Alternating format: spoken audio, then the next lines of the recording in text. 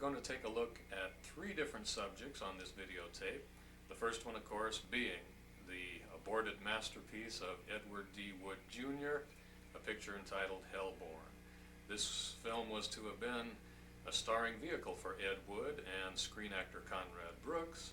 Unfortunately, the film was never completed for a variety of reasons, and the footage we're going to show you is all that exists of the film as shot and edited by Ed Wood. Also, we're going to take a look at some short subjects, actually test footage shot in 1948, immediately upon Ed Wood's arrival in Hollywood. And after that, we're going to take a look at a special short subject, a film which was produced and directed by Conrad Brooks, a film called Mystery in Shadows. We went to the home of screen actor Conrad Brooks and asked him to introduce these subjects, and this is what he had to say. Here is Mr. Conrad Brooks. How did Hellborn begin, actually, and when did it begin? Well, this was in 1952. We just finished a motion picture called Glenn or Glenda, starring Bela Lugosi and also with Lyle Talbot. And of course, that was my first picture for Ed Wood and also for producer George Weiss. Well, anyway, shortly after Glenn or Glenda was finished, I got a call from Ed a couple of months later, and he told me that George Weiss was interested in doing a motion picture, and he wanted to star me in this movie. So I was really shocked. I was really surprised. But he said Weiss was very impressed with me, with my performance in this picture, Glenn or Glenda. So he said, well, he had an idea to do a story on gangs, and teenage gangs. And in fact, Jimmy Dean just finished a picture at Warner Brothers called Rebel Without a Cause. Oh, yeah. So anyway, George made these exploitation films like he'd done in the past, pictures like Test Tube Baby and also Girl Gang. And of course, that's how I got to do Glenn or Glenda. It was based on this fellow that did his sex change, Christine Jorgensen. So it hit the headlines around the country. So Weiss, like I said before, he really capitalized on these headliners. So anyway, Ed said he was all set to do this picture, and he definitely wanted to use me. And the title of the movie is called Hellborn. So Ed said, well, we need to go out and at least shoot at least one day of footage. So it was a fight sequence, and I remember it was the month of July, and we had to go out to the San Fernando Road. I mean, this town was San Fernando, and I remember being around when we shot this scene. For the whole day, we shot this footage on a fight scene, and I remember how hot it was. It was blazing heat, and I remember it was a tough shoot, but we're very fortunate with Ed and I. It was him and I did the fights ourselves. So Ed actually directed as well, and I remember how hot it was. Boy, and I tell you, after shooting there for about 3-4 hours, I was so glad it was over with. It was so hot. It was just, I felt like I was in hell. So anyway, well, they finally, we did that one-day shoot. Weiss was very happy with the footage, and George said, well, I'm going to New York in a couple of weeks, and hopefully to raise the money so we can complete the movie.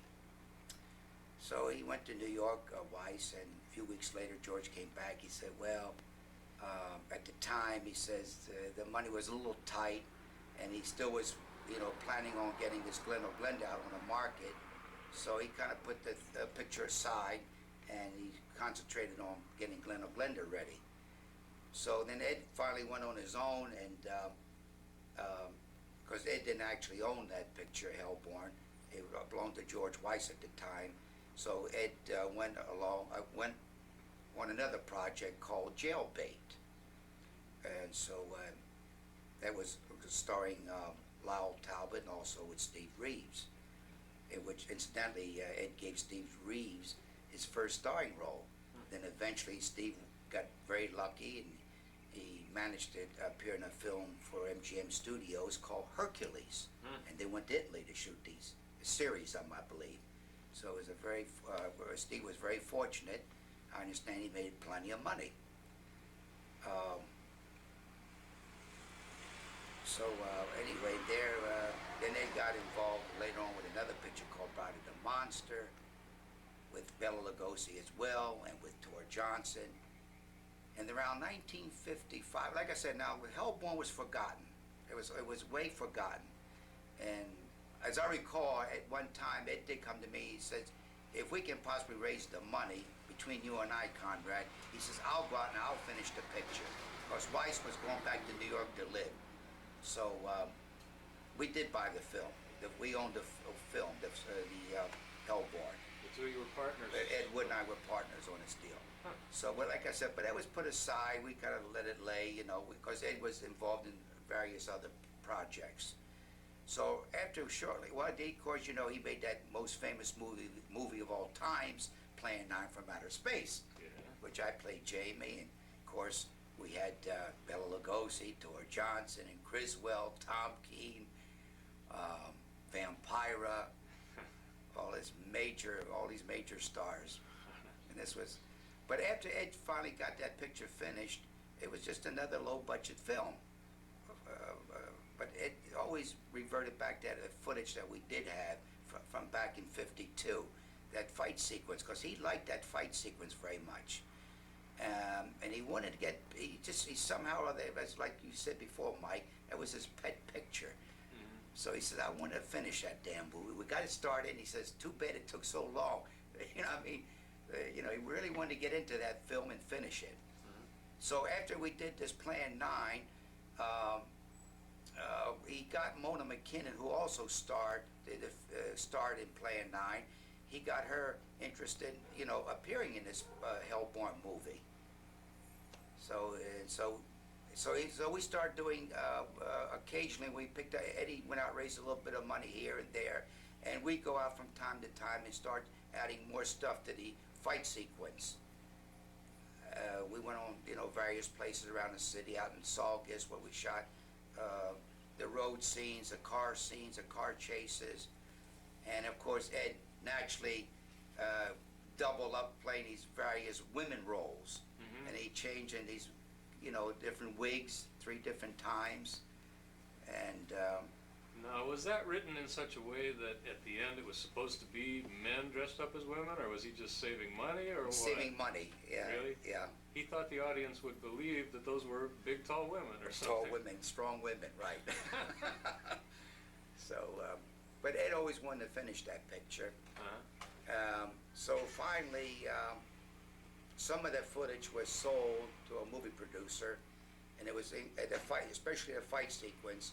And this movie producer, Roy Reed, he saw that sequence. He liked it very much, and he said, and he told, he says, if I can get that footage, he said, I'll let you do my next movie. I see. He said, you write the script around the fight footage, and believe it or not, as really stand out real good. That fight scene was a natural fight scene. It didn't look stagey at all. Yeah. And you know, it's just like a master shot. Occasionally, come in for close-ups and let the camera roll. Uh-huh. So it really came out real nice. And that fight scene was you and Ed Wood. Between Ed Wood and myself. Huh. And then there's other stuff that we shot as time went on. You know, the car stuff, the car going off the cliff. In fact, I did my own actual stunts in the picture. We couldn't afford a stunt man. Right. So it says, Conrad, be prepared to jump. So, if you had ever done Hellborn, you mentioned that you were to be the star of That's Hellborn. right. I was the main lead, yeah. Unfortunately, that never happened. You never got the money to go into the studio. The studio, right, to Finish complete it. the picture. Yeah, so we got approximately about 15, 20 minutes, Yeah. including the fight sequence and plus all the other pickup shots. Uh-huh. Where Ed holding up the filling station, and they're in the park at the picnic grounds where the rest of the cast were all about a picnic ground, drinking and having a party there. Oh, the picnic scene. Where was Picnic that? scene. Where was that shot? That was shot in Griffith Park. Huh. Right. This was like back in 1956. Huh. And the rest of it was just wherever he could get a location. The gas station, was it all in Hollywood? No, or- that was shot in Newhall, California. Oh, I see. The filling station scenes. Huh. Yeah, Newhall. That was all country out there then. It was all really western. But you go out there now, it's a city. It's Yeah. all well built up now. And so ultimately, after years, he finally kind of realized the film was never going to get completed, I guess. And you were the partner that wound up with the footage. Right. Did you ever think of finishing it? Well, I was hoping someday it would be, shown to the public. I mean, there's so many Ed Wood fans now. They're all interested, as much as they can know about Ed Wood, find out as much as they can. But this is actually after, I mean, I just saw it recently myself. Just for 30 years, I haven't seen it. And when you and I went down to the studio at the screening room, and when I looked at it, I couldn't believe it. I said, this is what we did 30 years ago, Ed Wood and I. And I look back and I say, geez, I kind of regret that we never really got, to finish that movie. It's full of action. It could have been his Plenty best of action, picture. most likely, right. He got away from a lot of dialogue. He kept the picture moving all the time. Yeah. Some good action stuff, and of course we're going to see it on in your project now, in your video company that took it over. Well, here we go. Let's have a look.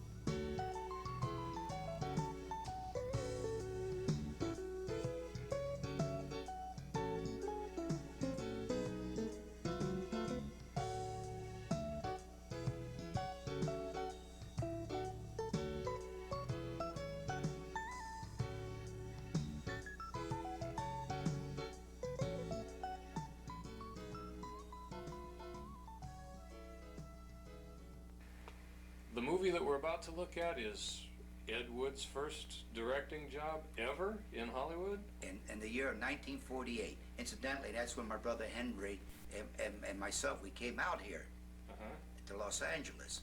Now, not to appear in movies. We just came out here for just for a couple of weeks or so. So well, we stayed on a little bit longer. We got to know quite a few of the character actors here in Hollywood. As soon as we got into town, we were very lucky. So I'm here for about a month or so. Then that's when I got to meet Ed Wood. And of course, I met Ed, and from the first day on, I mean, we were just like we've known each other for hundreds of years. And so anyway, my brother Henry talked to Ed Wood. He says, Ed, he says, I'm going to make a little home movie with Conrad, and I'm going to be directing it, and I'm going to send it back home to Baltimore, so we can show them that we made a little home movie. Figured we're in Hollywood, ain't no way we're going to break into the movies, so we decided we'll make a little home movie just for ourselves.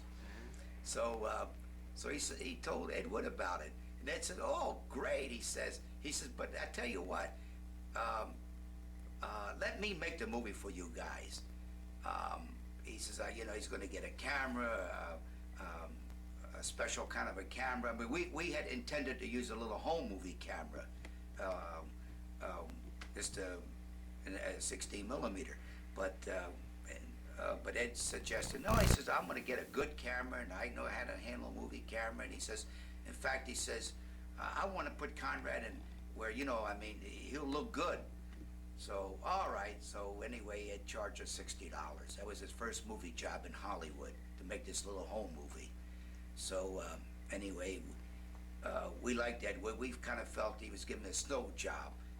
And so, but we knew he needed the money, and we said, well, good, we'll help Eddie Wood out. He's such a nice guy. We liked this fella. He's from Poughkeepsie, New York, and so, so he started telling us he knew all about directing and all that. But my brother says, but I want to direct the movie. He says, okay, Henry, you direct it, I'll be the cameraman. So as I recall, the first day on a picture, we shoot these scenes over in Griffith Park. And my brother Teddy's in it, I'm in it.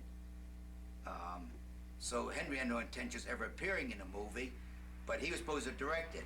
But since we got there on location, Ed took over. Ed became the director. He started telling us what to do. Instead of my brother directing it, he put my brother in the picture as an actor. So Eddie took over the whole production. The script was thrown away. And, but anyway, we had so many laughs with Ed Wood, and it was so much fun. I mean, this guy was a great guy. We loved him. So we said, to hell with it. It's worth the $60 for all the fun we're going to have. So anyway, now you're going to see this little particular film. It was shot on 16 millimeter. It was Ed's first actual movie job. And of course, this is being released to the public for the first time. From 1948 to now. Does this film have a title? Well, we call it whatever you like. Here it is. Here it is.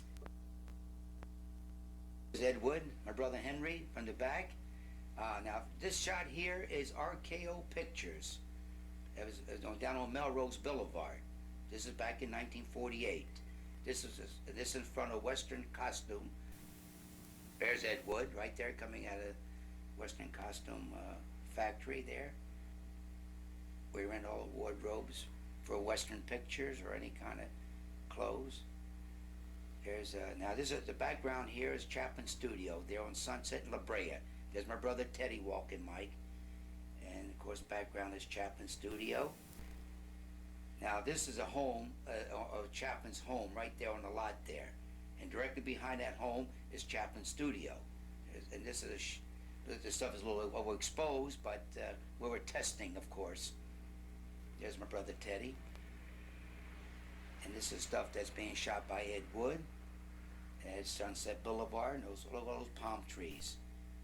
I don't think they're there anymore, Mike. There's from the outside of Chaplin Studio, which he shot pictures like City Lights, Modern Times. And this is a Chaplin Studio as well. That's the bungalows, the offices. It's too bad it's overexposed, but we're very fortunate to get this much. Now this scene here is It's like a fade in. This fellow standing on the horse is Johnny Carpenter. In fact, Ed Wood used him in a movie around late 50s, I believe, a picture called, after he did Plan 9, Night of the Ghouls. Right, that's Johnny Carpenter there on his horse called Patterfoot. He's an excellent rider. In fact, he taught me how to ride. There's a shot of Johnny. This is down on not Sunset Boulevard, Riverside Drive, right near Las Feliz Boulevard, in which the freeway goes by there right now, the Golden State Freeway. There was no freeway then. And this all being shot by Ed Wood. Like I said, we originally were supposed to make this little home movie, but when Ed took over it, Eddie Wood, he just decided to shoot whatever he came up. He got away from this main story. And this is the original beginning of the picture. The two cowboys. There's the horse, I believe, and it's a little dark shot there. That's me there laying down. Or is that my brother Ted? That's Ted, I believe. Oh, that's right. I walk over.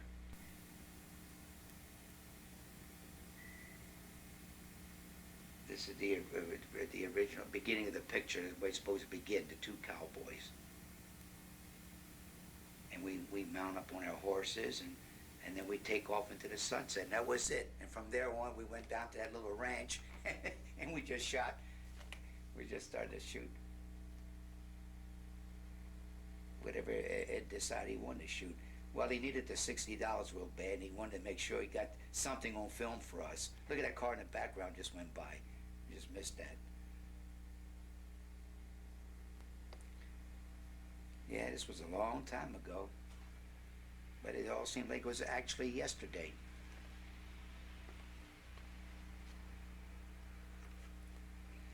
Wow, look at we right up. Oh. Hey, look, there's a ranch over there, Ted. Yeah, I guess we better head over there, huh, Ted? Yeah, they are stock shot. See, Ed Wood had stock shots already in mind. Because, you know, a lot of his pictures, like Bride of the Monster and Glen Glenda, he had plenty of footage, a lot of stock shots in his pictures. Yeah. But even then, who knew in 1948 that Ed Wood would finally be making features, which he did say he was going to be making pictures in the near future. And this is Barbara Parsons, our leading lady in the picture. And we come over and meet the girl. There you go. Give us a little hug. Yeah. See? Yeah. She's gonna get the full treatment now from her. That's a pistol there. Of course, there's a stranger, which we didn't expect. And of course, that's my brother Henry, who also appeared and also in Glen Glenda, jailbait for Ed Wood. And recently he worked for John Waters in a picture called Female Trouble. There's Hank. Early 80s now. And of course, he's giving his instructions. He's going to tell us he's going to do a little movie or so, which will, a movie within a movie. Oh, there's the camera. There we go. That's that. This is the original camera we're supposed to use for our little home movie. But Eddie Wood, there's Eddie. There's our leading man, director. He was going to make a little epic for us. Eddie Wood running around with that camera.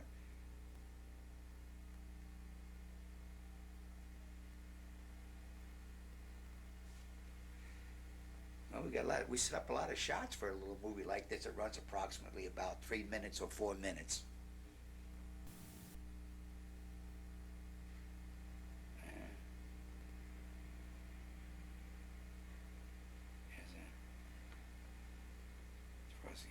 There's some liquor there.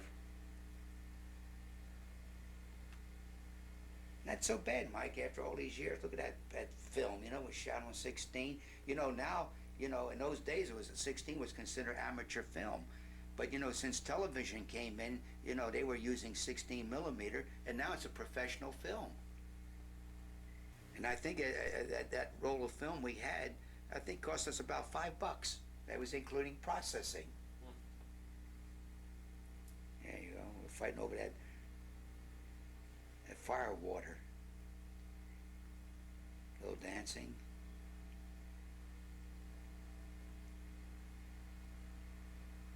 Oh, Hank's got to get in the act. Teddy won't give up that bottle. He finished it.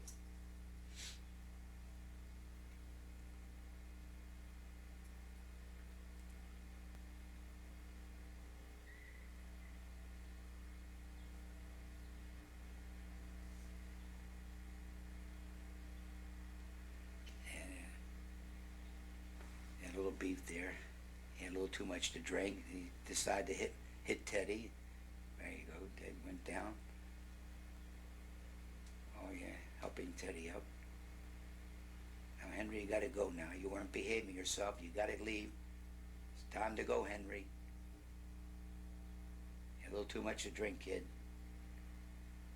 Keep moving, boy. Keep moving. You heard me. Just keep going.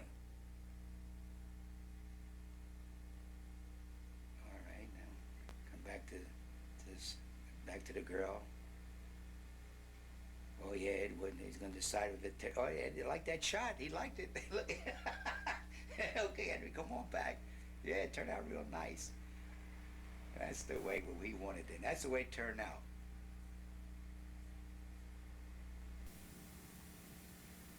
There you go. It takes his final bow. Yeah, this is good stuff here. This is really nice. This is a real treat.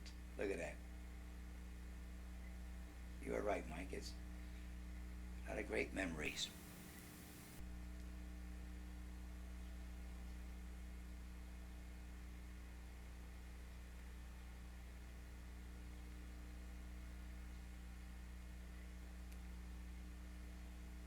Look at the old-time cars, Mike, in the background.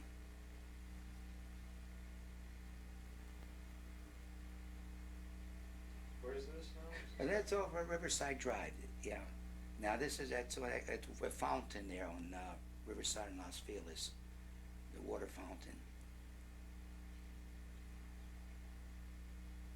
And it's having a little fun, throwing water to the cameraman.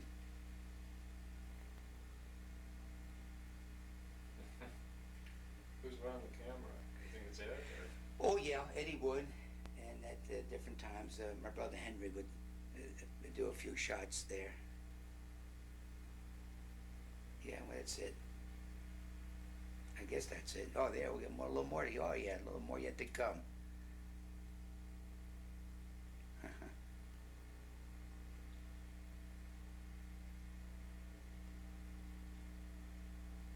There's Edward.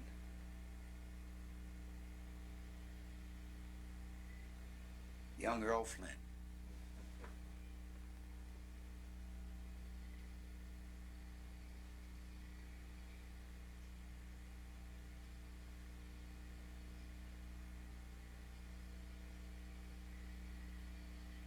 We miss Hart, 2 guns. Yeah, in the background there, that's Glendale. In the background. City of Glendale.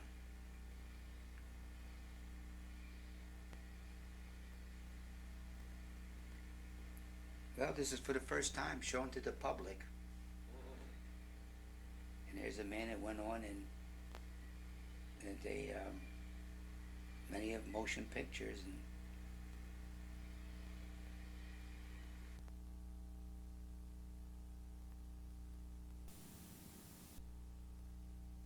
Final picture we're going to take a look at is your own short subject, Mystery and Shadows, which you produced, directed, wrote, you did the whole works. Is that right? well, that's the way I saved a lot of money, by doing it myself. Well, after working as an actor in Hollywood, and which I had no intentions ever working as a movie actor. But Ed Wood, he put me in those pictures.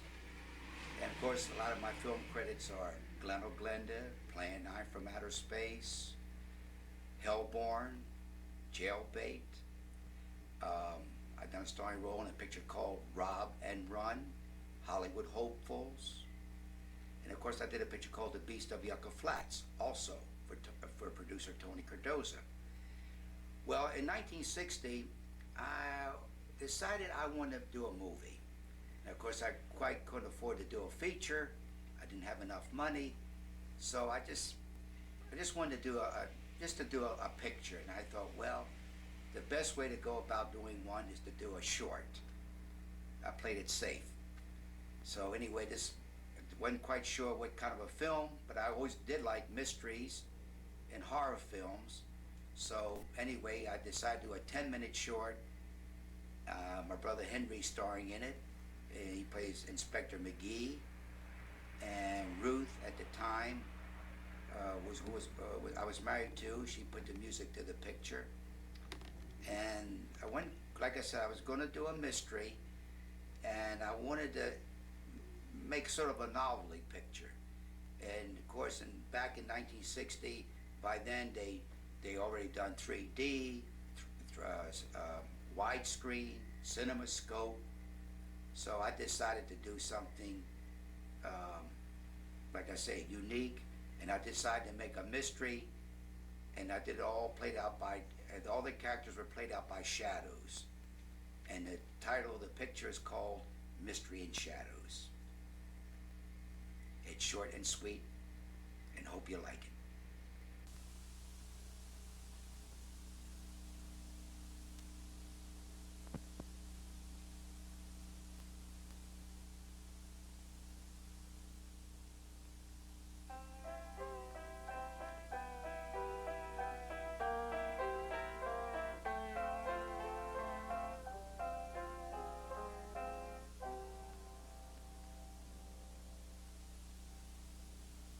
Our little story begins here at the theater. The stars of the play just finished are Connie Lee and John Jackson. The curtain rises for an encore. This speaks for itself. Our new star sensation has a kiss for her audience. John is very pleased. Every fine performance deserves a bouquet of flowers. John grabs at Connie, but alas, does she love him? Men have killed for unreturned love. We find Connie's ex-boyfriend, Robert, at Connie's dressing room door reading the bad news. Bad news, of course. For Connie is about to marry Mr. Sugarman, a wealthy industrialist. But what he doesn't know is that Connie is to make a film in Europe, something she's always wanted. A kiss of friendship? That's not love. Mr. Morris, the play's producer, introduced by his hand. In this particular case, his hand is more important than his face. He scolds because Connie is now, in his eyes, an ingrate. Or didn't he make a great actress of her? It's enough to make a man want to commit murder. Tears are such sweet sorrow.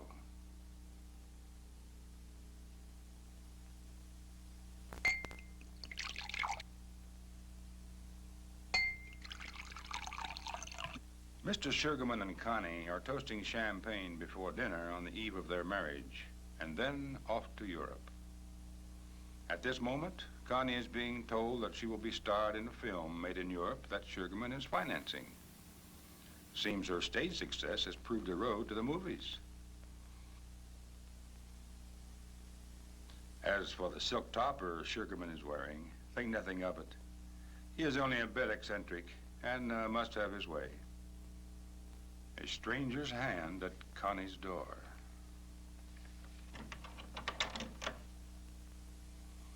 Connie relaxes in front of her dressing room mirror. Suddenly, she is overcome by a strange feeling of uneasiness.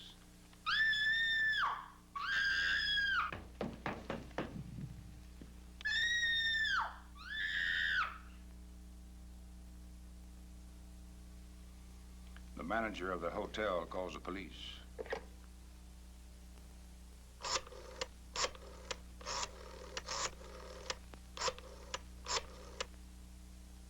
A murder has been committed. At Connie's apartment, there are 1,000,001 men. Newsmen, cameramen, and the police. And the chief himself, Inspector McGee. Connie is gone. Forever. McGee, who has often looked upon murder, is a bit shaken by this one. For who would want to kill so lovely a girl? McGee wonders if he will be able to solve this one. The search is on for a possible clue. Perhaps in the clothes closet?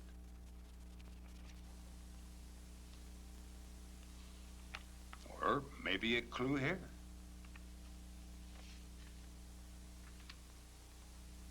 And here's a necklace.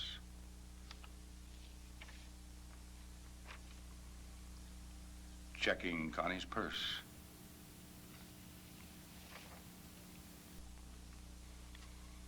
Police find a stack of photographs. Looks like a lot to look into. But then, who's hiring them in their investigation? A clue here, perhaps? Seems robbery was not the motive. McGee gives a bit of attention to the photos.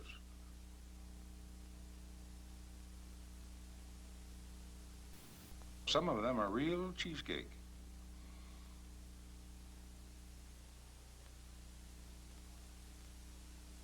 McGee ponders his next move, which is to question her friends, for her friends, too, are under suspicion.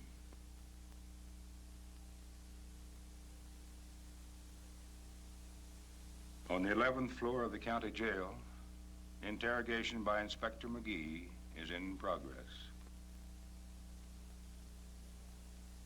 John Jackson has a good alibi as to his whereabouts of the night of the murder. He was doing a round of the nightclubs, and they all know him. Mr. Sugarman, very much broken by the loss of his Connie, tells McGee that Mr. Morris, the play's producer, had a heated argument with Connie.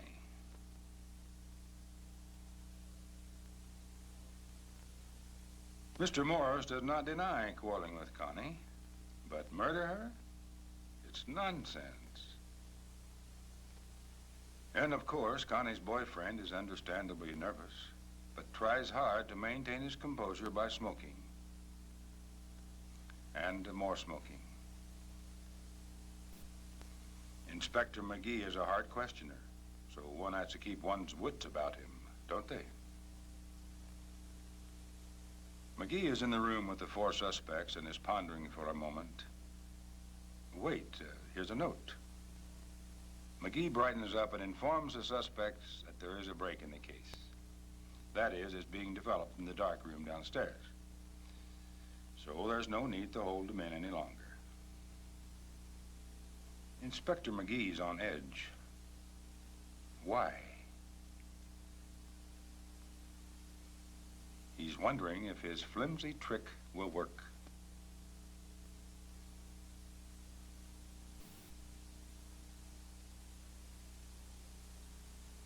Seems as though someone is out to get the evidence. Who could it be?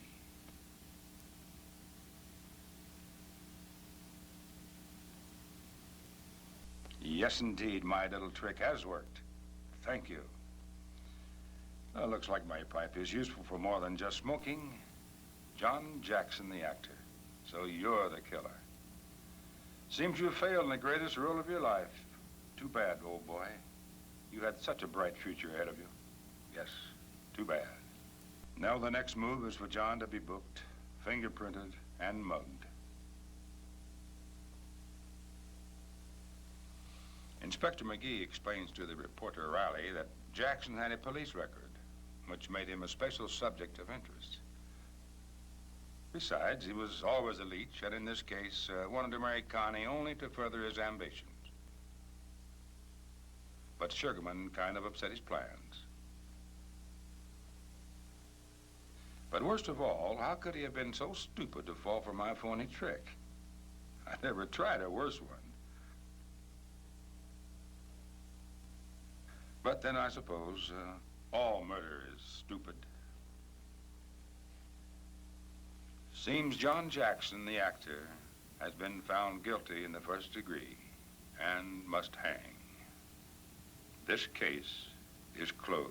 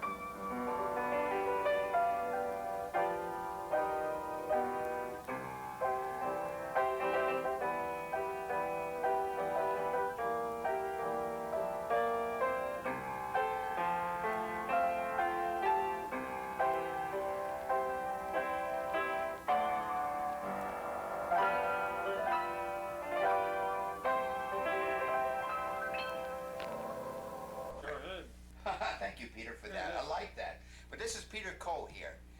As you all may remember him from way back from around 1939, 1940. He was with Universal Pictures, and he was with one of their top stars, and he did a picture there called Gun Hole with Robert Mitchum? Randall Scott. Randall Scott. Robert Mitchum. And Robert Mitchum as well. And then Peter went on and he appeared in my favorite movie, a picture called The House of Frankenstein, with Boris Karloff, J. Carrol Naish, Lon Chaney Jr., Yeah. and also with Karloff, and who played Frankenstein? Glenn Strange. Glenn Strange. Glenn Strange. Yeah. Yeah, right. And that was his favorite movie as well. Of course, he did The Mummy Curse. And he also became very good friends with Lon Chaney. And between films, he used to take you out to his ranch Yeah. Up in Northern California. up in Northern California. To hunt. And that was Peter's one of his best sports. And finally, shooting pheasants, right? Pheasants. And then finally, after being at Universal about 5 years, right, Pete, then you went to the service.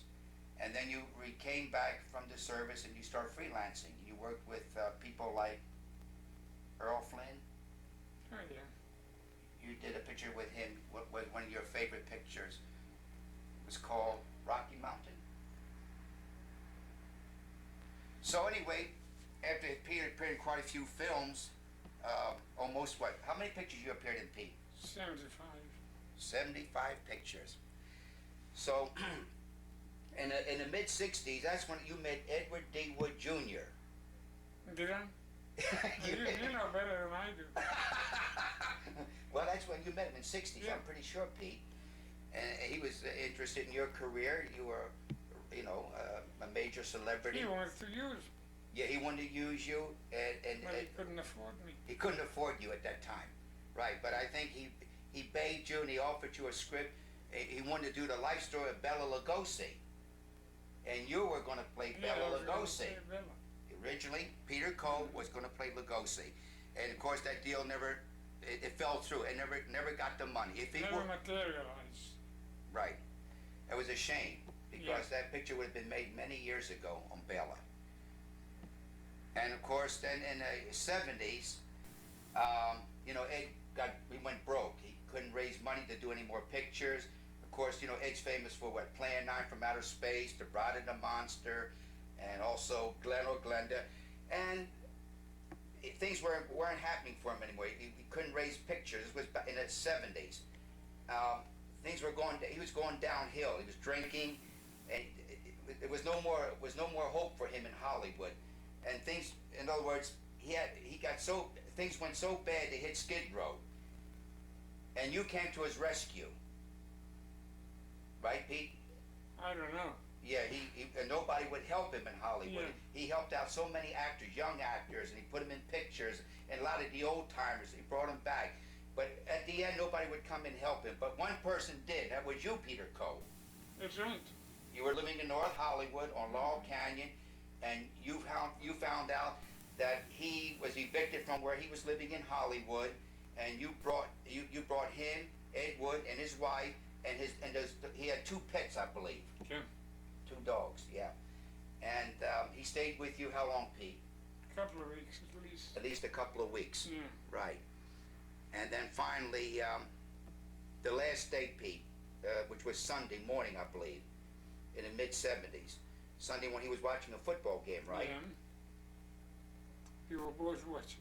You were watching TV The with him? football game. Football game, Pete, yeah. And then I went to get some drinks for us. He wanted a drink, right, Pete? He wanted You a want a shot. drink? He wasn't Yes, feeling well. This is the last one I'm going to give you. Because tomorrow I'm taking you to the hospital. To see the doctor. Yeah. And that's the way And I remember you gave him a drink, and then you were going to make some food for him, I went to the kitchen to make some food. right? Yeah. And then some lady came by to visit you, right? The neighbor, The neighbor came by, friends of his. friends of Ed Woods, Yeah. right? And then she came and she wanted to say hello to Ed, and you told her he was in your bedroom.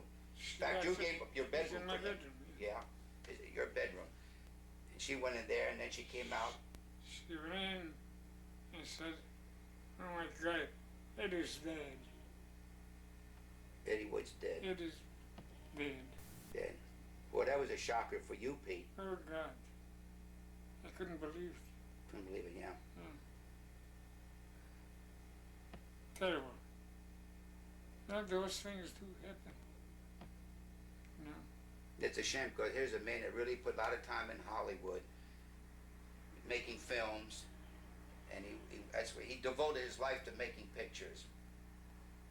And there were low budgets, and well, like I said, he put his time in, and he made those films.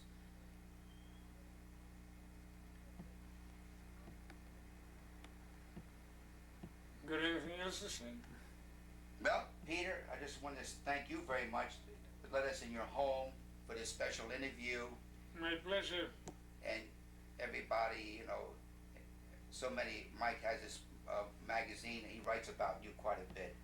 It's called Cult Movies, and they usually write about you, and many fans, they write in, and they'll always ask about Peter Coe.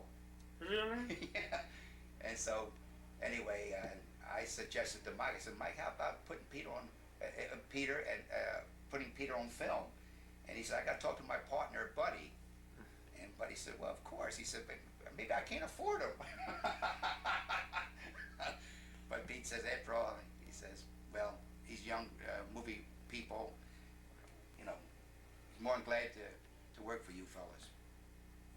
One question which we can answer Yes. is when they came to pick up Ed Wood, Oh, yeah, at the mentioned time when it they was picked really up Ed sad Wood. situation, they just put him in a bag and When they come to pick him up, mentioned that, It was sickening. it was, It was sickening. yeah, they just picked him up and they just Put him in a bag and black bag. Yeah. Like a garbage bag or something? something like that. Oh boy. Like garbage. Well, he was to them. He was garbage. Oh yeah. That really hurts you to see this man, be in your home. Of course, Yeah. like you've seen Ed Wood, you knew about Ed Wood quite a bit about his background, is making films and low budget pictures, and then suddenly here's a guy, he's not with us anymore. That was a shocker.